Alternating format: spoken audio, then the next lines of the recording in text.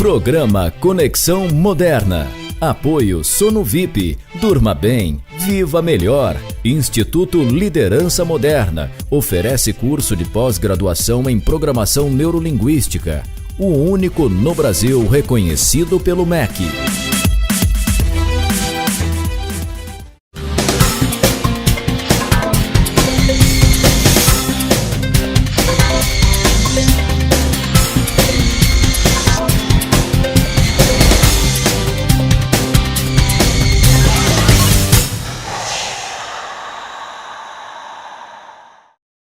Olá, está começando mais um programa Conexão Moderna, conectando o desenvolvimento pessoal com o desenvolvimento social.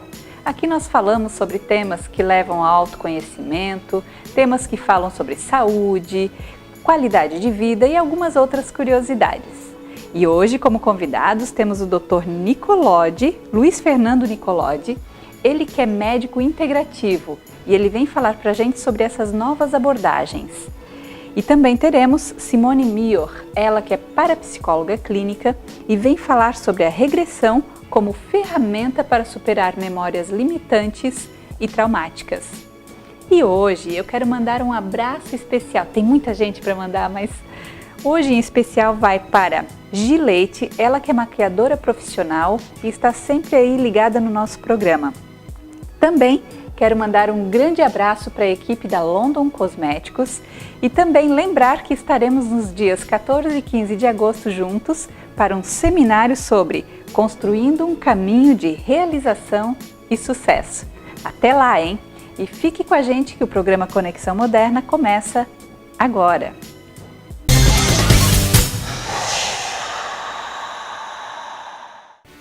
E estamos aqui hoje com o Dr. Luiz Fernando Nicolodi, ele que trabalha com a medicina integrativa que inclui medicina de família, homeopatia, acupuntura e abordagens integrativas como mindfulness e mais algumas, né, doutor? Essa ideia, somando sinergia, né? A gente pode ter o acúmulo, cada área dessa traz um acúmulo para olhar o ser humano, né? Então, a ideia da medicina integrativa é uma abordagem que olha, se interessa pelo ser humano, não exatamente o olhar focado só na doença em si, né? Que claro, a gente também tem que compreender, mas olhar a pessoa no contexto de vida dela, como que ela caminha com ela, como ela se sente com ela, né? E com as pessoas ao redor dela. Então, todas essas abordagens tentando ampliar um pouco, não ficando restrito no conceito só de tratar a doença, como hoje muitas vezes a gente vê, né? Que os tratamentos muitas vezes se limitam a tratar doenças, né? Então, Ou seja, só age no sintoma? Seria mais ou menos isso? De uma certa forma, a medicina integrativa ou todas essas abordagens que você trouxe, elas tentam ampliar um pouco o processo de caminhada do paciente, ampliar um pouco o que seria um processo de cura, não apenas de melhorar um sintoma, de restringir algo que está incomodando, mas de olhar mais a fundo o que isso quer dizer para ele, né? O que aquilo está apontando na existência dele para uma transformação. Sempre o sintoma, a doença, né, numa visão mais sistêmica, eles trazem a necessidade de uma mudança, né? Então, diferente de como geralmente a gente olha as doenças de uma forma negativa, aqui a gente tem um olhar, o que a doença está trazendo para a evolução, né, para a caminhada daquela pessoa. Que então, interessante essa é a ideia. Essa forma de olhar a medicina. E doutor, a gente estava conversando antes que você chegou num momento da vida que queria até abandonar a medicina. Como que foi essa sua caminhada, essa sua história? Eu tive o lugar onde eu me formei era um currículo bastante tradicional, então muito focado no hospital, em doenças muito raras, né? Eu não via a comunidade, eu não via as pessoas no ambiente em que elas vivem. E aquilo foi ficando um pouco só doença, né? Falei, eu acho que a medicina tem que ser mais que isso, né? E aí, durante a faculdade, foi difícil, assim, passar por todo esse processo, mas no final a gente conseguiu se formar e daí eu fui buscar medicina de família, né, e comunidade, porque a medicina de família já é uma especialidade que está focada no ambiente que as pessoas vivem, onde a maior parte das questões acontecem ali, né? Não dentro de um hospital com um diagnóstico muito raro. Então aquilo foi interessante. Mas ao mesmo tempo eu me sentia um pouco refém da alopatia, né, dos tratamentos convencionais, da química tradicional, e eu queria propor algo a mais para os pacientes. Então, fui estudar homeopatia, acupuntura, e aí a mindfulness com uma abordagem que a pessoa observa a própria mente dela, né? Exercita essa atenção plena vindo dela. E aí da somatória de tudo isso, né, a gente foi vendo que não precisava ficar tão refém da química apenas. E poderia propor para as pessoas tratamentos um pouco mais naturais, entre aspas, mas sem perder a eficiência desses tratamentos, e que elas descobrissem, né, pela doença delas ou pelo sintoma, um novo olhar, uma nova forma de viver, né? Então isso, claro, é em construção, a gente ainda está no processo de construção. Então, deixa só ver se eu entendi. Então, a sua abordagem acolhe a doença como se fosse um presente, porque aquela doença pode trazer elementos ou questões que pode gerar autoconhecimento para a pessoa? Mais ou menos assim? Às vezes a doença está forçando a pessoa a olhar dessa forma, né? Então, às vezes é meio intenso. Não é tão fácil olhar a doença como um presente, né? Ninguém quer ter doença. Mas, assim, às vezes olhar a doença e tentar dialogar com o que ela está trazendo é a chave para ter o alívio, para ter uma nova resolução daquilo, né? Como seria isso na prática? Como que eu dialogo com a minha doença? Como é que é isso Isso. Então, a primeira atitude, só para tentar frisar bem a diferença, quando a gente trata de uma forma convencional, né, com os remédios, muitas vezes a alopatia, o tratamento convencional, ele é supressivo. Então, ele abafa aquele sintoma e a gente sente a melhora. No entanto, muitas vezes depois da gente parar de tomar os remédios, é muito provável que os sintomas retornem, né? Então, quando eu falo de dialogar com a doença ou com o sintoma, é justamente percebendo que não adianta só suprimir e aliviar o sintoma, senão ele vai voltar. E às vezes ele pode até ficar pior, né? Então, dialogar com o sintoma significa assim, opa, o que isso quer me dizer? Em que momento da minha vida isso surgiu? É muito importante isso. Em que momento da vida aquilo surgiu? Como que eu estava comigo, com as pessoas? Quais eram as questões que estavam em jogo? Porque muitas vezes a gente vê, né, quem trabalha com medicina integral, corpo, mente, está tudo interligado. Então, às vezes a pessoa está passando um estresse, uma dificuldade pessoal e o corpo vai acabar manifestando aquilo. Então, muitas vezes a gente tem inúmeros exemplos disso, de que o corpo ele responde muito ao que está acontecendo mentalmente com a pessoa. Da mesma forma, claro, se a pessoa não cuida do corpo, ela também adoece mentalmente. Então, a gente precisa ver essa dinâmica, essa transformação, esse diálogo intenso entre corpo e mente e emoções. Então, a gente vai dialogando, olhando o corpo, olhando a mente, conversando, se conhecendo mais. Acho que a chave aí, Silvana, é se conhecer mais. E fala um pouco mais dessa questão pra gente, que muitas vezes a gente está com uma determinada doença, toma um remédio e surgem outros sintomas em decorrência de ter tomado aquele remédio, né? Isso seria uma forma de suprimir o sintoma e gera outro problema. Sim. Dá um exemplo como seria, por exemplo, uma pessoa que tem, como que eu diria? Alergia. Alergia. Uma pessoa que vai tratar alergia, o que acontece com ela com o método de suprimir o sintoma? Uma das abordagens que mais discutiu isso a fundo é a própria homeopatia, né? Então, o criador da homeopatia, o Dr. Hahnemann, né? Ele percebeu que quando faziam tratamentos supressivos, né? Por exemplo, na pele, e hoje a gente tem vários tratamentos à base de corticoides, né? Que são medicações que suprimem aquela alergia. O que acontecia? Muitas vezes havia o alívio daquele sintoma, mas aquele sintoma se deslocava no organismo para alguma outra região do corpo. E a pele é uma região mais externa do corpo, então quando os sintomas estão indo para a pele, em geral, existe um processo de limpeza, que a gente diz, entre aspas. Se a gente suprime esse processo de limpeza, muitas vezes aquele processo vai caminhar para alguma outra região. Então é muito comum, por exemplo, crianças que têm dermatite atópica, né? Essas coceiras e alergias ao frio e, enfim, elas usam corticoides e muitas vezes ao longo do tratamento com os corticoides, elas podem agravar o quadro e deslocar aquele processo para os pulmões. E às vezes desencadeiam processos de bronquite, né? E, enfim, ficam com dificuldade da respiração. E aí usam mais uma vez corticoides mais potentes para tentar aliviar aquele processo e muitas vezes a gente percebe como homeopata que aquelas crianças desenvolvem algum distúrbio de conduta, de comportamento. elas podem ficar mais hiperativas, ter mais dificuldade na concentração, no desempenho, né, na escola. Nossa, então deixa eu ver se eu entendi. De um problema na pele pode gerar alguma Sim. coisa lá no comportamento dentro desse processo? Parece que não, né? Mas pode. Caramba! Por isso que a gente diz, tudo está interligado, nada está separado. A gente criou um modelo, uma ilusão da separação, né? De que os órgãos estão separados, que é possível em 10 médicos cada um ver uma partezinha do corpo, mas o corpo é um todo, a pessoa é um todo, né? Não tem como separar. Então, os tratamentos hoje também, eles pecam muito por isso.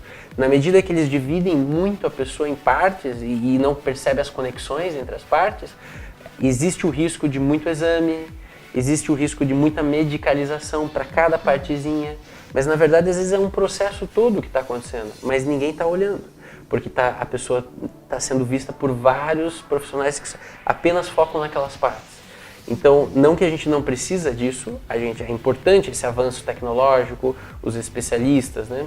Mas mais do que isso, para que a saúde de alguém seja conduzida de uma forma mais coerente, ela tem que ter um médico que olha ela como um todo. E é isso que está faltando na medicina hoje. Os médicos não conseguem, não têm essa formação para olhar o todo. Olham só pequenas partes.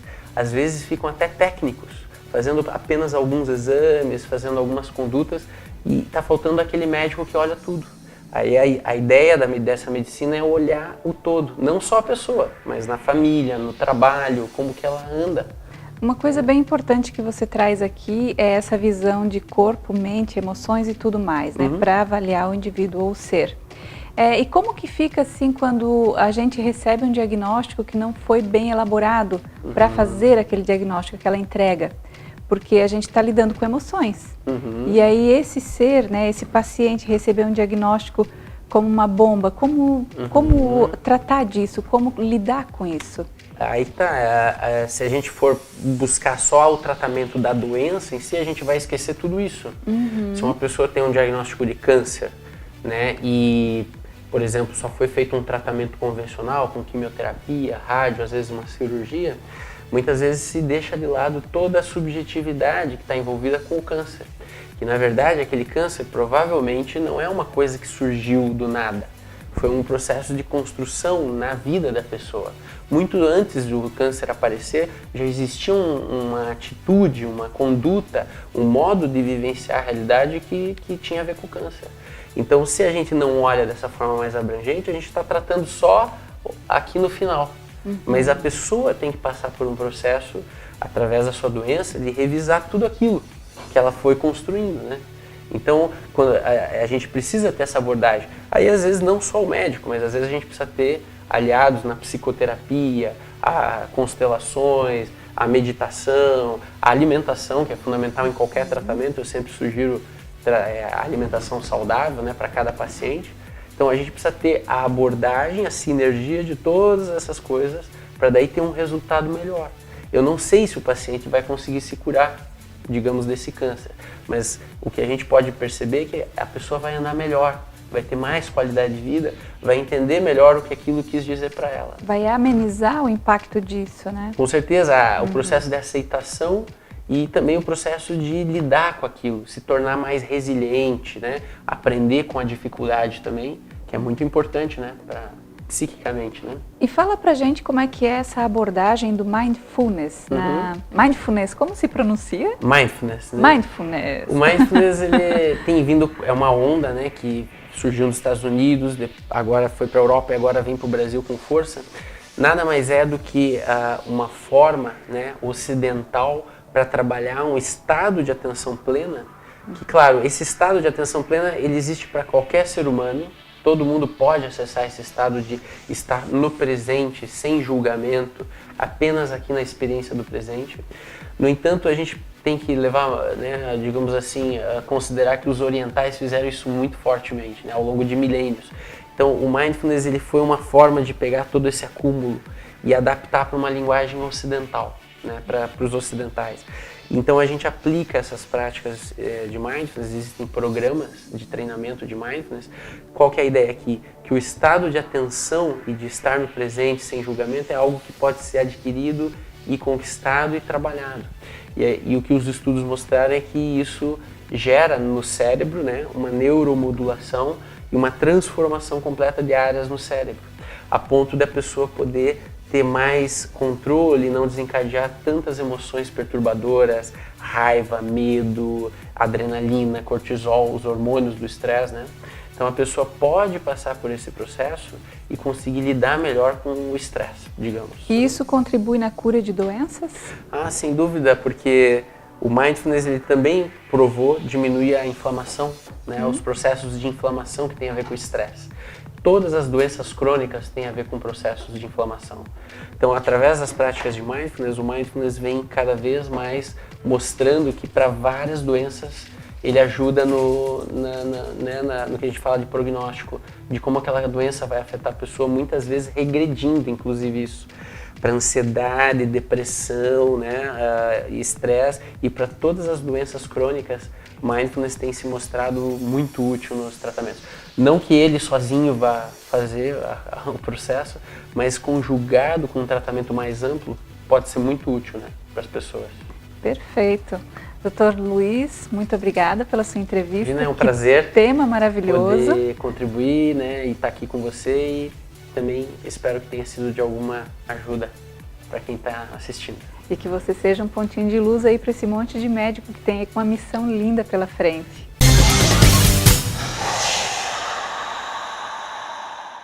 Hotel Montes tem localização privilegiada, conforto e lazer, saborosa gastronomia e a vista da cidade que surpreende. Espaço para eventos com ótima infraestrutura. Reservas 3251-3717. Hotel Montes. Venha viver bons momentos.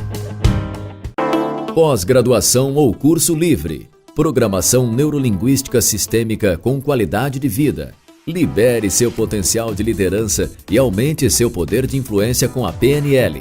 Informações liderançamoderna.com.br ou ligue 999374595 ou 99220-2425.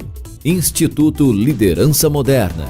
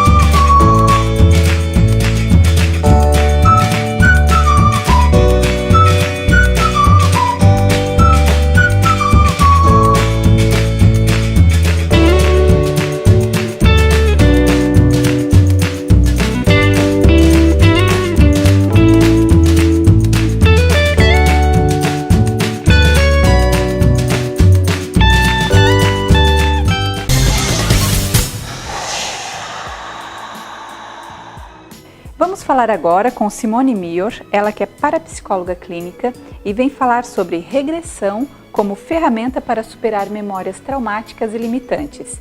E quero também lembrar que o Instituto Liderança Moderna ele traz para Santa Catarina o curso de hipnose e regressão com programação neurolinguística. Acompanhe pelo site www.liderançamoderna.com.br.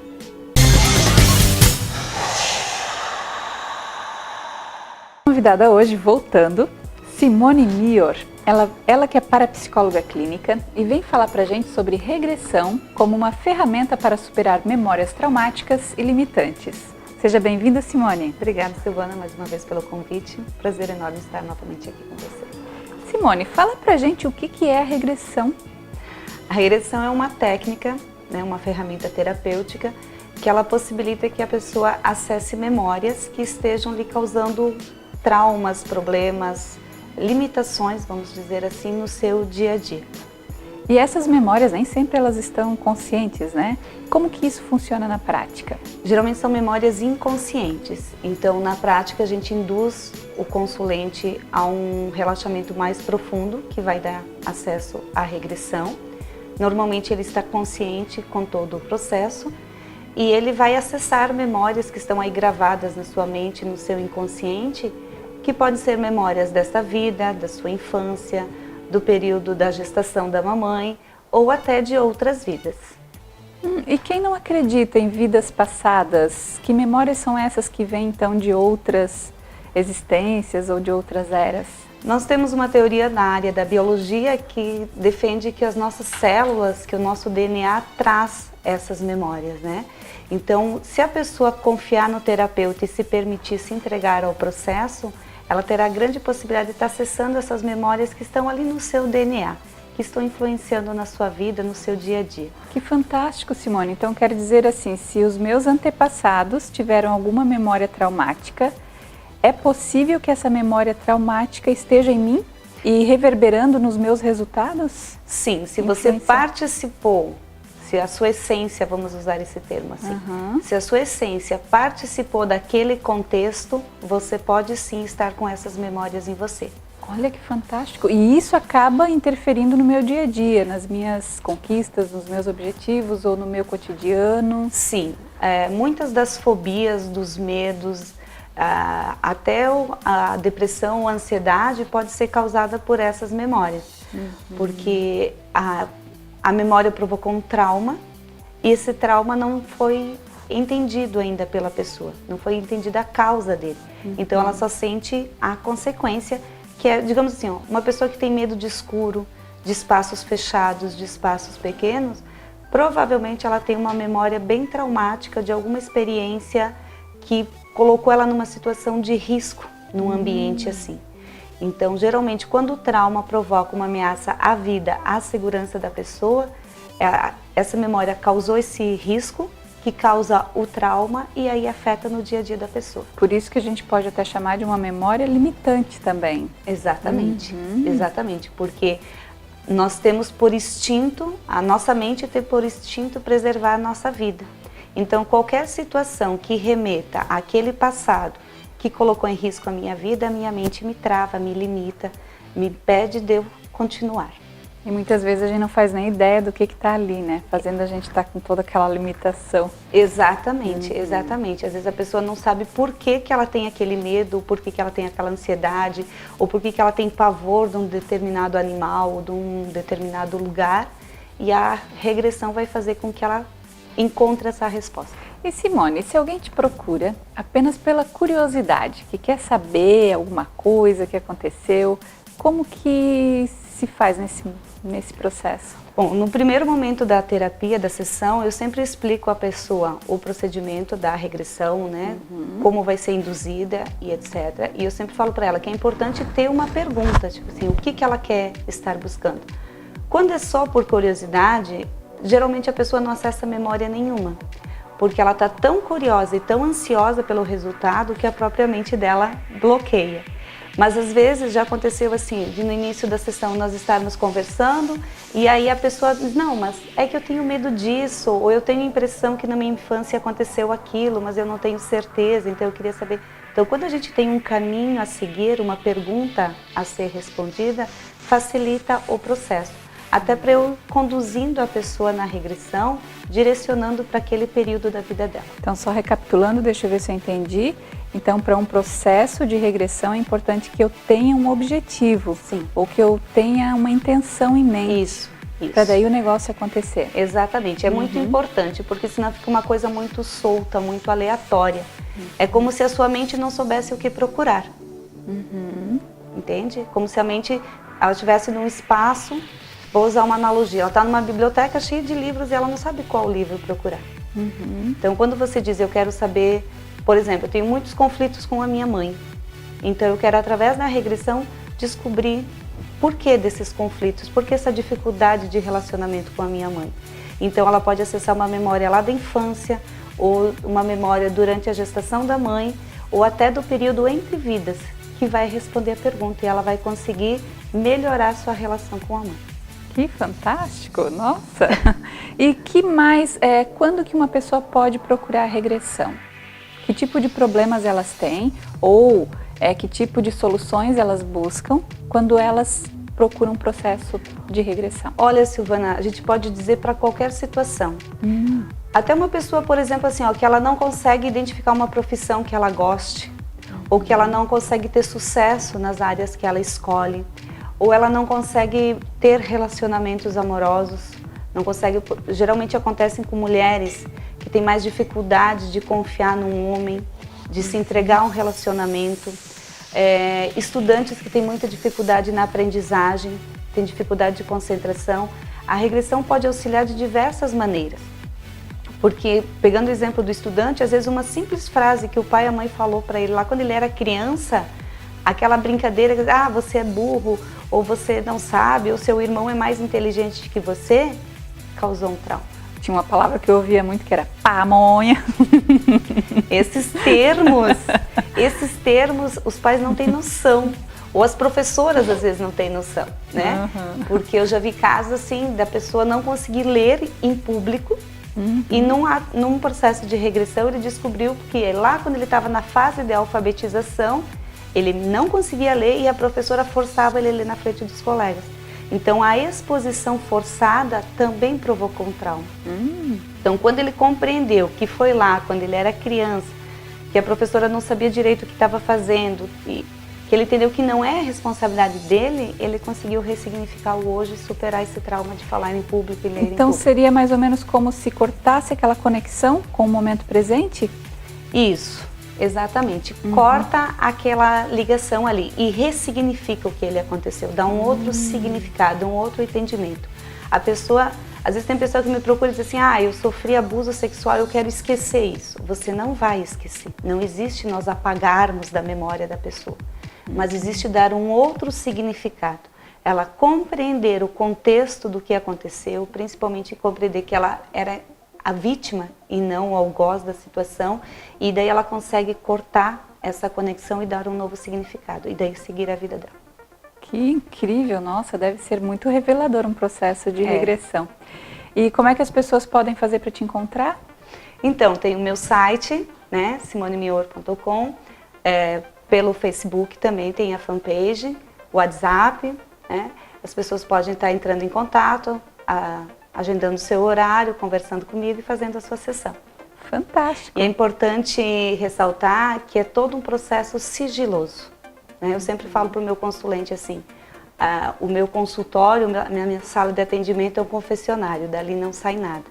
Porque o sigilo é muito importante nesse processo terapêutico. Isso é importante até pela segurança, né, do consulente, para ele também se abrir e fazer o processo com você. Muito Exatamente. Bem. Simone, mais uma vez, muito obrigada.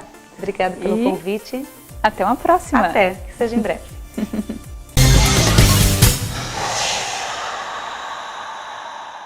E o nosso programa está chegando ao fim. Antes, quero lembrá-los que também estamos no YouTube, o nosso canal Programa Conexão Moderna. Se você quiser verificar os programas anteriores com conteúdos fantásticos, é só acessar o nosso canal e inscreva-se para que você possa também receber as atualizações semanais. E no programa de hoje a gente pôde perceber que a gente pode se curar sem ser somente através das medicações, que tem muitas e muitas alternativas para que você tenha qualidade de vida e muita saúde. Pense nisso, quem sabe aí não está na hora de você diminuir um pouco as medicações e poder usufruir aí de muito mais qualidade. Não é isso? Um grande abraço e até semana que vem.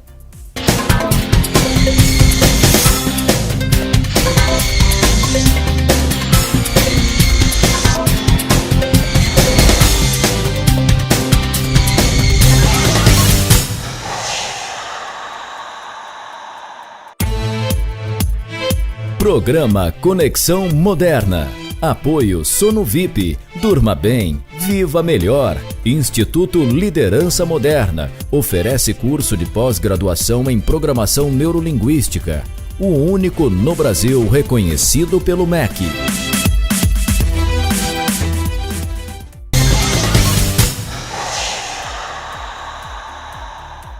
Hotel Montes tem localização privilegiada, conforto e lazer, saborosa gastronomia e a vista da cidade que surpreende. Espaço para eventos com ótima infraestrutura. Reservas 3251-3717. Hotel Montes. Venha viver bons momentos. Pós-graduação ou curso livre. Programação neurolinguística sistêmica com qualidade de vida. Libere seu potencial de liderança e aumente seu poder de influência com a PNL. Informações: liderançamoderna.com.br ou ligue 999374595 ou 99220 2425. Instituto Liderança Moderna.